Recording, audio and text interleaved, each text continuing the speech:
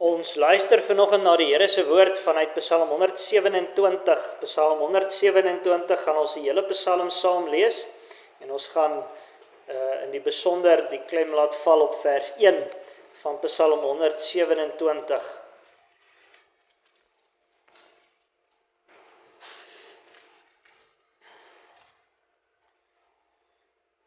Psalm 127 van vers 1 af.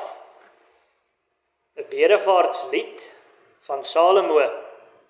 As die Here die huis nie bou nie, te vergeefs werk die wat daaraan bou.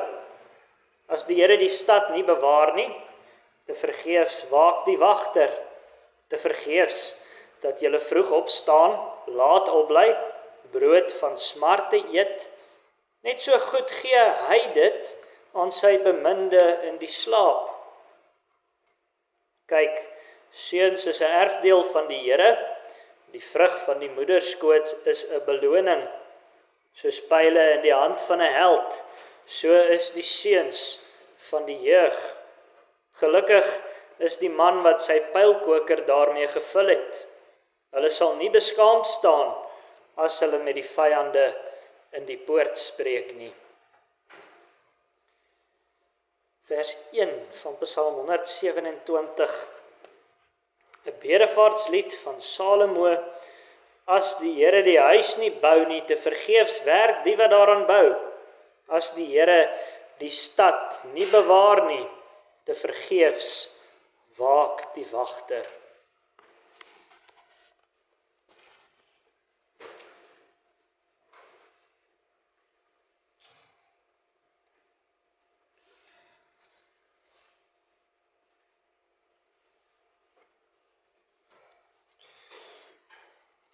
Broer en suster, waarvoor doen jy moeite? Daar is heelwat dinge wat vir ons belangrik is. Mense is geneig om met baie moeite bepaalde dinge op te bou deur die lewe. Dink maar aan loopbane, dink maar aan jou finansies. Daar is ook heelwat sake wat 'n mens graag wil veilig hou. Dink aan jou gesin, dink aan die besittings wat vir jou belangrik is. In ons skrifgedeelte leer ons dat 'n sekere tipe moeite egter te vergeefs is. 'n Mens kan bou en bewaar vir die nietigheid. Ons kan ook bou en bewaar vir die ewigheid. In ons skrifgedeelte leer ons wie die verskil maak. In Psalm 127 hoor ons in die inleiding dadelik die naam van Salomo. Die Psalm word met hom verbind. En Salomo is inderdaad iemand wat 'n huis gebou het. Hy het die huis van die Here, die tempel gebou. Hy het dus van bouwerk baie goed verstaan. Die bou van die Here se tempel was die grootste projek wat tydens sy koningskap plaasgevind het. In die tyd van Salomo het Jerusalem, die stad van God, verskriklike voorspoed beleef. Daar was in sy tyd 'n groot vrede in Israel. Ons kan eintlik sê dit was die koninkryk van Israel se goue era, se tyd waarin daar in vrede gebou is. Maar Salomo en sy regering is nie net gekenmerk deur sy bouwerk nie. Sy regering en die bou van die tempel was ook die vrug van iemand anders se bouwerk. Dit was die vrug van die Here se bouwerk. Die Here het immers in 2 Samuel 7 aan Dawid, Salomo se pa, beloof dat hy vir Dawid 'n huis sal bou. Hy het beloof dat die huis of die nageslag van Dawid vir ewig op die troon sou sit. Hy het aangaande die huis van Dawid ook 'n heerlike vrederyk vir sy volk beloof. Salomo se voorspoedige heerskappy, sy vredevolle bouwerk was die eerste vervulling van daardie beloftes. Christus se troonbestuiging is die uiteindelike vervulling van daardie beloftes. Maar Salomo se voorspoedige bouwerk het dus nie los van God se bouwerk plaasgevind nie. Dit is wat ons in ons fokusvers leer. Hierdie psalm is 'n wysheidspsalm, en dit wat ons daarin leer word, dis as wysheid van die Here aan ons geleer. En ons fokusvers stel dan die vertrekpunt vir die hele Psalm. Sonder God se bouwerk is ons werk te vergeefs. En sonder sy bewaring is ons onveilig. Daarom gaan ons na ons fokusvers ook luister aan die hand van 2 punte. In God alleen bou ons nie te vergeefs nie en in God alleen bewaar ons nie te vergeefs nie. Ons eerste punt dan, in God alleen bou ons nie te vergeefs nie. Luister weer na die eerste deel van vers 1. As die Here die huis nie bou nie, te vergeefs werk die wat daaraan bou. Ons skrifgedeelte stel ons voor 'n situasie wat totaal te vergeefs is, 'n situasie wat so sinneloos is, dat dit net sowel afgoderry kon wees. Dit is immers wat die woordjie te vergeefs in die oorspronklike taal beteken. Die woord word op ander plekke in die Bybel gebruik om die nutteloosheid van afgoderry te beskryf. So byvoorbeeld in Psalm 24 vers 3 en 4 waar ons hoor: wie mag klim op die berg van die Here en wie mag staan in sy heilige plek? Hy wat rein van hande en suiwer van hart is, wat sy siel nie ophef tot nietigheid en nie vals sweer nie. Om afgoderry te bedryf is om jou siel op te hef tot nietigheid. Dit is inderdaad nutteloos om afgode te dien, broer en suster. Dink jou in, jy leef vir iets wat oë het, maar nie kan sien nie. Dink jou in, jy leef vir iets wat ore het, maar nie kan hoor nie. Dit sou wees om jou lewe te leef vir iets wat dood is. Nie net die afgode van die Bybelse tyd nie, maar ook die moderne afgode van geld en plesier en van gemak. Dis om jou lewe te leef vir iets wat dood is. So beskryf ons skrifgedeelte 'n bepaalde situasie. En wat is die situasie? Dit is dat iemand probeer werk om 'n huis te bou sonder die Here. So iemand werk te vergeefs. Sy werk is niks meer sinvol as slawediens aan die afgode nie. Nou 'n huis is natuurlik baie algemeen. Dit word in die skrifgedeelte in die eerste plek ook as 'n gewone huis bedoel. Om 'n gewone huis te wil bou sonder die Here is totaal te vergeefs, selfs al is dit iets alledaags. Ons moet dit goed besef. Wanneer ons enige iets alledaags wil aanpak sonder God, is dit te vergeefs. Ons is tog so geneig om te dink ons het die Here net nodig vir die groot dinge in die lewe. Ons kan onsself regkom in die alledaagse klein dingetjies. Maar so leer die Here ons nie. Ons is in die kleinste dinge ook afhanklik van sy seën, selfs al werk ons aan 'n gewone huis. Maar die huis in hierdie Psalm is ook 'n huishouding. Dit is daarom dat die tweede deel van die Psalm praat oor die kinders wat die Here gee. Of jy dan nou 'n huis bou en of jy 'n huishouding bou, as jy dit sonder die Here wil doen, is dit geheel en al sinneloos. Dan bou jy vir die nietigheid. Ons fokusvers sê eintlik iemand wat dit doen werk te vergeefs. En die woord wat hier met werk vertaal is, dui in die oorspronklike taal op die moeisame en swaar deel van werk. Dit gaan oor die moeite wat met werk gepaard gaan. Niemand sal immers ontken dat die werk wat in 'n huis of in 'n huishouding ingaan verskriklik baie moeite is nie. Dit moet dan verskriklik wees om te hoor dat al daardie moeite net so goed as niks is. Dink maar aan al die moeite wat jy in jou eie lewe doen. Ons almal doen tog moeitevolle werk van een of ander aard. Dit is dalk nie noodwendig huisbou spesifiek nie, maar in 'n sekere sin bou ons almal aan ons lewens. Hoe verskriklik moet dit wees om uit te vind dat al daardie moeite op die ou end te vergeefs is. Maar dit is waar van alle moeite wat ons los van die Here wil doen. Want hy bou vir die ewigheid, nie vir die nietigheid nie. Nou kan ons vra, wat bou die Here? As ons dink aan dit wat die Here bou, dan dink ons maklik eers aan die skepping. Ons hoor in Amos 9 vers 6, dit is hy wat sy solders in die hemele bou en sy hemelgewelf bo die aarde vestig, wat die waters van die see roep, en dit uitgiet oor die aardbodem. Here is sy naam. Die skepping is die bouwerk van sy hande. Maar die Here se bouwerk dui ook op dit wat hy in en met die skepping steeds doen. Hy het immers nie net die wêreld geskep en toe opgehou om betrokke te wees nie, hy bly in beheer en hy is heeltemal betrokke in die geskiedenis. Hy voer sy bedoeling uit in die hele skepping.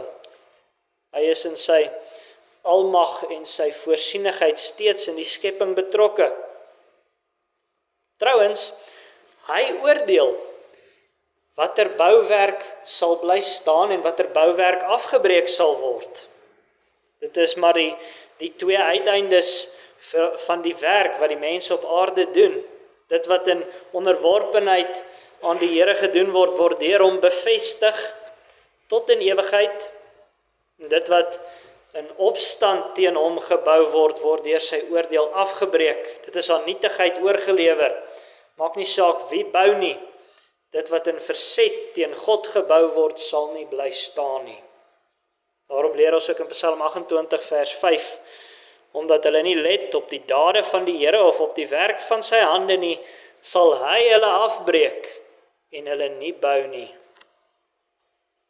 Wanneer ons bou, terwyl ons op die Here let, terwyl ons hom in die oog hou, dan skakel hy ons in by sy bouwerk. Wanneer ons hom vergeet in wat ons doen, dan sal dit wat ons doen in sy oordeele vergaan. Ons skrifgedeelte gebruik die bou van die Here dan steeds in verband met 'n huis.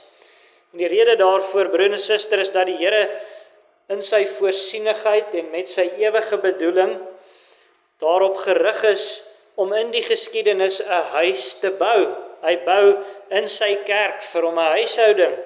Ons word immers die huisgesin van God genoem. Hy het ons gebou as sy huisgesin om in gemeenskap met hom te leef.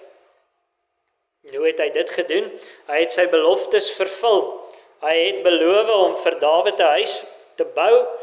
Die huis van Dawid, sy nageslag, sou vir ewig op die troon van die Here se volk sit. In die huis wat hy vir Dawid sou bou, sou hy 'n ewige vredesheerskappy oor sy volk gee. En uiteindelik het daardie bouwerk van die Here uitgeloop op Christus, die seun van Dawid.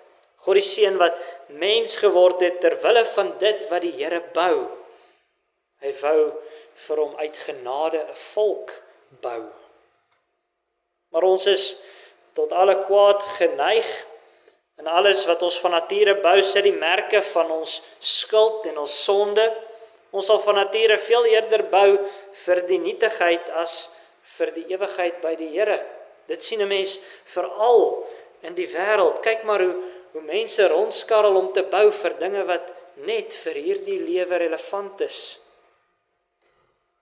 Daarom het Christus die tempel van sy liggaam gegee om in ons plek afgebreek te word. Hy het die skuld van ons sonde op hom geneem. Hy het God se straf op ons sonde gedra tot die dood toe.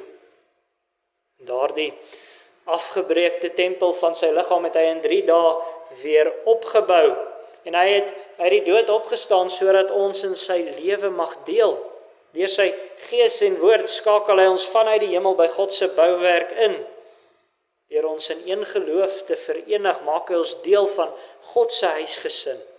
En ons kan leef as lewende stene gebou op Christus as hoeksteen.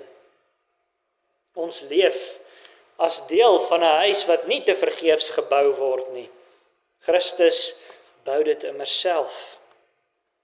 Dit is die Here se doel met sy betrokkenheid in die geskiedenis. Hy wil vir hom 'n huis bou. En hy gee ons deur sy gees die krag om in te skakel by daardie bouwerk. Daarom sê 1 Korintiërs 3 vers 9 ook, want ons is medewerkers van God, die akker van God, die gebou van God is julle. Die werk wat ons doen, broer en suster, al die werk wat ons doen, moet werk wees wat ons vir die Here doen. Die Heilige Gees lei ons om in alles vir die Here te wees, te leef. Veral in die dienswerk wat ons in sy kerk doen. En daardie werk en moeite wat ons doen in die kerk, in ons alledaagse werk, in ons huisgesinne, is alles te vergeefs as ons dit nie doen volgens God se bedoeling nie. Dit is alles te vergeefs as ons dit nie doen vir God se eer en die opbou van sy gemeente nie. Daarvoor seën hy ons immers, om in alles ons lewens te bou met die oog op sy bouwerk. Dit wat ons wil opbou moet dus op God gerig wees. God seën jou nooit maar net vir jouself nie. Baie keer dink ons dalk so oor sy seën, en dan gebruik ons geld en ons tyd wat hy vir ons gee, primêr vir onsself. Maar God seën met die oog daarop dat jy in hom opgebou moet word. Hy seën jou ter wille daarvan dat jou aanbidding in alles op elke lewensterrein kan verdiep. Maar dan leer ons skrifgedeelte ons ook dat dit wat ons in hierdie lewe wil bewaar, dat dit ook op God gerig moet wees. Dit bring ons by ons tweede punt. In God alleen bewaar ons, nie te vergeefs nie. Oor weer die laaste deel van ons fokusvers. As die Here die stad nie bewaar nie, te vergeefs, waak die wagter. Die volgende saak wat die psalmdigter noem wat te vergeefs is, het te maak met die veiligheid van 'n stad. Destyds was daar soldate wat op die stadsmure wag gehou het. Hulle moes die stad waarsku as hulle in die verte vyande sien aankom het. En hulle moes ook kyk dat daar nie sommer enigiemand in die stad insluip nie. Maar ons skrifgedeelte leer dat hierdie manier om 'n stad te bewaar ook te vergeefs kan wees. As die stad nie in die eerste plek deur die Here bewaar word nie, dan sal die wagters niks kan doen om die stad veilig te hou nie. Die veiligheid van die stad is in die eerste plek in God se hande, net soos die sukses van mense se bouwerk. En nou is dit belangrik vir ons om te verstaan hoekom die stad ook vir die Ou Testamentiese volk van God belangrik was. In die stad het hulle die veilige ruimte gevind om wel te bou. Hulle het daarin die vrede gevind om in vryheid as kerk van die Here te leef. Daarom is dit nie net die huis van die Here, die tempel wat vir hulle belangrik was nie, maar ook die stad Jerusalem waar die huis van God gestaan het. In die veiligheid van die stad was hulle vry om die Here te aanbid. By die volk van die Here was die vreugde oor sy huis, dis nie los van 'n groot waardering vir die stad nie. Ons hoor dit in Psalm 122 wat ons gesing het. Bid om die vrede van Jerusalem, mag hulle wat jou lief het rustig lewe. Mag daar vrede wees in jou skanse, rus in jou paleise. Terwille van my broers en my vriende wil ek spreek, vrede in jou. Terwille van die huis van die Here onse God wil ek die goeie vir jou soek. Dit is ook heel logies dat die stad vir die volk so belangrik is. Wat sal die volk van die huis van die Here kan geniet as die stad onveilig is? Hoe arm sal die erediens nie wees as die stad in vyandshande is nie? Die Here bewaar die stad ter wille van die opbou van sy huis. En daarom is die veiligheid van die stad nooit toe te skryf aan die soldate wat waaksaam toesig hou op die stadsmure nie. Die soldate kan waaksaam wees soos hulle wil. Sonder God beteken dat absoluut niks. Trouwens, vers 2 van ons skrifgedeelte gaan verder. Te vergeefs dat julle vroeg opstaan, laat opbly, brood van smarte eet, net so goed gee hy dit aan sy beminde in die slaap. Vers 2 brei uit op vers 1 se argument. Iemand wat sonder die Here wil bou en bewaar, sal te vergeefs vroeg opstaan en laat opbly. So iemand sal te vergeefs sy kos met moeite verdien. Die Here kan alles waarvoor 'n mens wil bou en bewaar vir sy bemindes, die mense vir wie hy lief is, in hulle slaap gee. Hy het jou nie nodig nie. Dis juist andersom, jy het hom nodig in alles.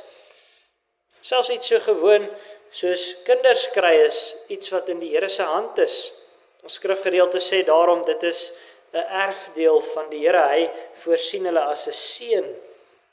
Wanneer seuns hulle ouers in regsaake bygestaan het by die stadspoorte destyds, dan was selfs dit die gevolg van die Here se bouwerk, sy voorsienigheid. Hy is by magte om alles vir sy kinders in hulle slaap te gee. En dit het hy gedoen toe hy aan Dawid 'n koningshuis beloof het. Die belofte het onverwags gekom. En die nageslag van Dawid is ook as koningshuis deur die Here opgerig. Hulle sou dit nie self kon doen nie. Maar die Here het sy beloftes aan Dawid en sy huis vervul. Ons kan eintlik sê in hulle slaap. Geen mens het uiteindelik die koms van Christus as seun van Dawid veroorsaak nie. God het Christus aan ons gegee sonder dat hy ons daarvoor nodig gehad het. En Christus is ook aan ons as koning gegee wat ewig regeer sonder dat hy ons daarvoor nodig gehad het. Die nuwe Jerusalem as stad word ook deur hom vir ons bewaar sonder dat hy ons daarvoor nodig het. Vertrou hom dus in alles, moet niks doen asof jy die Here nie daarin nodig het nie. Moet niks doen wat jy nie vir die Here doen nie. Dit sal te vergeefs wees. Bou en bewaar met die oog op dit wat hy bou en bewaar, want hy bou steeds sy kerk en hy bewaar steeds die ewige stad waarin ons veilig sal woon. Dit is uiteindelik sy belofte aan ons.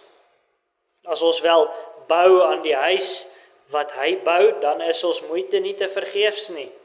Dan is ons soos die wyse man waarvan Christus preek, wat sy huis op 'n rots gebou het. Geen vloed kon dit verwoes nie, want God het 'n behaag daarin gehad. As ons wel waaksaam is oor die dinge wat hy vir ons bewaar, dan is ons skatte veilig. Dan bewaar ons nie skatte wat op die aarde deur mot en roes verniel kan word nie. Ons maak skatte in die hemel bymekaar. Ons leef met die oog op die rykdom wat ons in Christus het. Dan is ons belange veilig. Geliefde gemeente, die Heilige Gees lei ons om in alles wat ons doen op God se belange te fokus. Hy lei ons om nie te vergeefs te bou en te bewaar nie. Vra jou daarom af, waaraan bou jy en wat bewaar jy? Is dit gerig op dit wat die Here bou en bewaar, of op jou eie belange los van God? As dit los van God is al jou moeite daarmee te vergeefs. Ag broer en suster, ons is tog so geneig om te leef asof ons in groot of in klein dinge sonder die Here kan regkom. Ons sal so maklik besig raak met ons dagse werk sonder dat ons die Here eers in gebed aanroep. Ons sal so maklik lewensbesluite neem oor groot of klein dinge sonder dat ons eers in gebed worstel met die Here. Baie kerkmense sal so maklik 'n werksweek aanpak sonder om die week in die erediens te begin. En as dit die geval is, het ons nog nie mooi besef hoe afhanklik ons van die Here se seën is nie. Daarsonder sal al ons gejaag, al ons moeite, al ons werk ons niks baat nie. Soek daarom jou krag en wysheid in die groot en die klein dinge by die Here. Hy sal ons werke wat ons vir hom doen bevestig. Hy sal voor die ganse wêreld aan ons erkenning gee vir die werk wat ons vir hom gedoen het by die eindoordeel. Die Bybel leer ons selfs dat ons goeie werke ons op 'n manier tot in die ewige heerlikheid in gaan volg. Dit is dan die werke wat ons doen met die oog op God. Hou jou oog daarom op dit wat God doen, vertrou op dit wat hy vir die ewigheid doen. Sien uit na die stad wat hy vir ons bewaar, vir wanneer die huisgesin van God vol geword het. Sien uit na die vervulling van Openbaring 21 vers 10 tot 11 se belofte. En hy het my in die gees weggevoer op 'n groot en hoë berg en my die groot stad getoon, die heilige Jerusalem wat uit die hemel van God neerdal. En dit het die heerlikheid van God gehad, en sy lig was soos 'n kosbare steen, soos die kristalhelder jaspissteen. Amen.